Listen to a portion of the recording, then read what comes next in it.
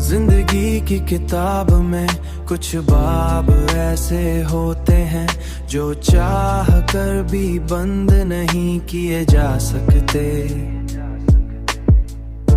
तुम्हारी याद मेरी जिंदगी का ऐसा ही बाब है जो हर बार किसी ना किसी बहाने से खुल जाता है, जो हर बार किसी न किसी बहाने खुल जाता है।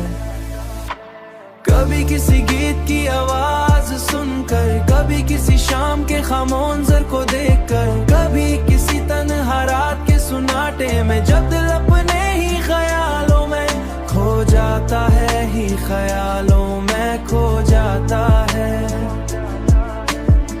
मैंने कई बार सोचा कि तुम्हारी यादों से आजाद हो जाऊं, मगर हर बार दिल ने मुझे रोक लिया।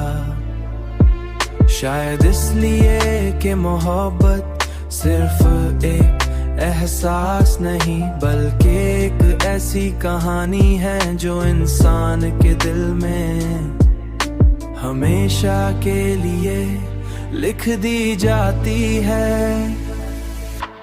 कभी किसी गीत की आवाज सुनकर, कभी किसी शाम के खामोंजर को देखकर, कभी किसी तन्हा रात के सुनाटे में जब दिल अपने ही ख्यालों में खो जाता है, ही ख्यालों में खो जाता है।